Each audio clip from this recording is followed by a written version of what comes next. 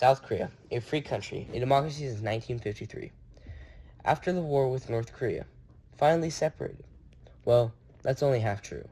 After the Korean War, South Korea was actually under an authoritarian rule until the June democracy struggle in 1987, which was resulted in South Korea becoming a democracy. What led up to this? What was it? Hello. Okay. Hello. I'm Choi.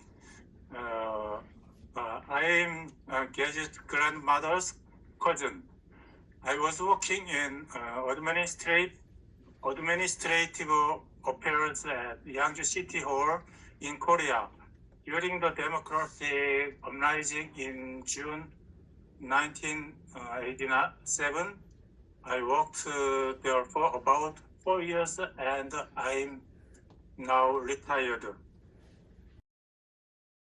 When were you in Korea? We were there from 1978 to 1982, so a total of 4 years. 1948 and 1960s, Korea's first republic was active. This was a presidential system, and Syngman Rhee was subsequently elected its first president and was re-elected during the war in 1952. A dispute involving a constitutional amendment that was the opposition introduced, attempting to out Syngman Rhee by replacing the current presidential system with a parliamentary cabinet system. The bill was able to go through, and the dispute continued at Busan, where the National Assembly was reconvened, when the opposition introduced another amendment bill in favor of the parliamentary cabinet system. Rhee in 1952 countered by pushing through a bill that would provide for a popular election of the president. He was then president for a total of 4. After the 4th, massive student demonstrations took place. That caused a major event on April 19th in which many demonstrators of Rhee resigned under pressure 6 days later and fled to exile in Hawaii, where he died in 1965 at the age of 90. The Second Republic lasted about 9 months, had adopted a parliamentary cabinet system. The government under Chang Myon started to try efforts that would initiate reforms. However, the reforms couldn't keep up and failed to cope with the unstable situation created by a violent political change, plus rampant political factionalism. Only made everything worse. After all this, and more made it so before Chan had time to launch a full program of economic reform, the leadership of the ruling Democratic Party was crippled by factional strife within their own ranks. May 16, 1961. The military seized power through a careful engineered coup d'etat ushered in a new phase of post-liberation Korean politics. The military leader Park Chung-hee took over the government machinery, dissolved the National Assembly, and imposed a strict ban on political activity. The country was then placed under martial law in November 1962. A public constitutional amendment bill was proposed for a strong president in a weak, single-chambered National Assembly. The bill was approved by a national referendum 1 month later. After a while of this military rule, the USA pressured Park into hosting an election. The election for president of the Third Republic took place on October 15, 1963. Park narrowly defeated the opposing candidate, Yun Po-sun. Former president 1960 and 1962 of the Second Republic who had remained. It was a authoritarian leadership, was it? Right. Park Chung-hee was the dictator and known mostly as a benevolent dictator.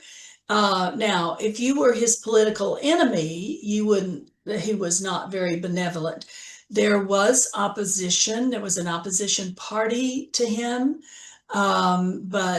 and they got jailed on a regular basis. Though I'm going to say guys because it was mostly men who were actively working against the dictatorship, but they were getting nowhere because he had total authority to have anybody arrested at any time. He's just, for the most part. So, what was your opinion on the authoritarian government before 1987? 1987, 1987년전의 권위주의적인 정치를 당신은 어떻게 생각합니까?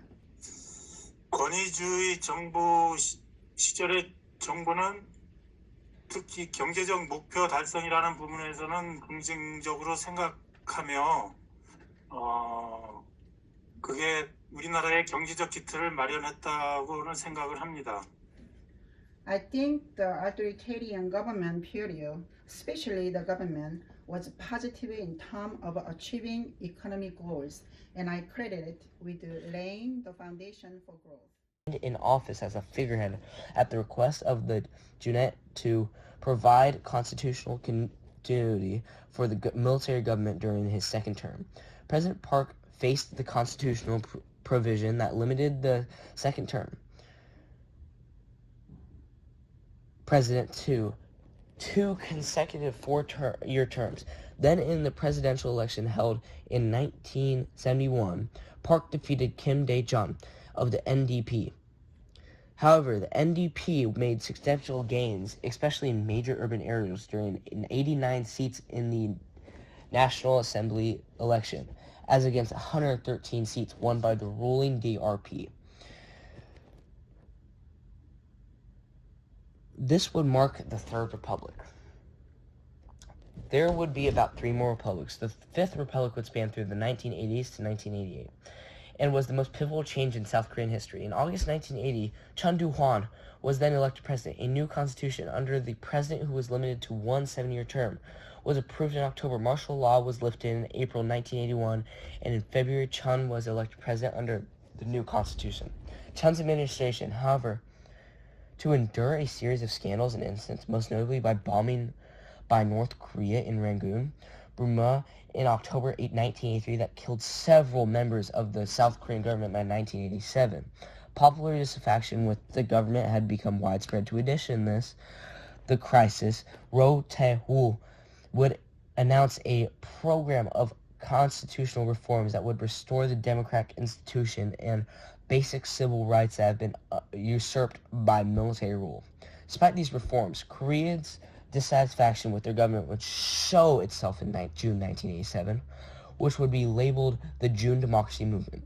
Previously, in the 1980s, many students, activists in university struggles against Chun Doo-hwan's dictatorship. In the aftermath of the remembered May 18, 1980 Gwangju uprising, however, students' radicalism had become politically widespread in the years leading up to 1987. On January 13, 1987, activist Park Jong-chol, the president of Student Council in the Linguistics Department of the Seoul National University, was detained by police. While under investigation, Park refused to divulge in the whereabouts of one of his fellow activists. During the interrogation, authorities used waterboarding techniques to torture him, leading to his death by asphyxiation on January 14, 1987. The torture and death of Park incensed the public, and along with the April 13th declaration to uphold the authoritarian constitution and the death of student protester Lee Han-yeol after being hit by a tear gas canister. The June protests of 1987 were primed to be the biggest ever. On the day of June 10th, the Chun Doo-hwan regime announced that Roh Tae-woo, a key political ally of Chun, would be ruling party's presidential candidate. That same day, a large-scale demonstration broke out at Seoul City Square. Opposition leaders, university students, and office workers in their 30s took to the streets. The protests quickly spread nationwide. After the 10th, an average of 100 protests took place daily all across South Korea. An estimated 4.5 million people joined in on these protests. Eventually, the Ju Do-hwan administration had no choice but to accept the request for an amendment to the direct presidential election system through the June 29, 1987 Declaration of Democracy. After amendment for the direct election system, Korean society entered the stage of full-fledged democracy, finally ending military How did the rule. shift to a democracy affect your lifestyle? 민주주의 변화가 당신의 생활 방식에 어떤 변화가 있었습니까? 민주화를 겪으면서 나의 생활 방식에 커다란 그 변화는 없었습니다. 하지만 경제에 대한 그 개인적 감정적 표현이 자유로워졌다는 생각이 듭니다. Democratization did not significantly change my lifestyle. However, I feel that the freedom of express my individual feelings about the economy increased. June of 1987 isn't really talked about when Korea is brought up, but 1987 is the reason we all have our current Korea. The reforms have happened after all the protests are the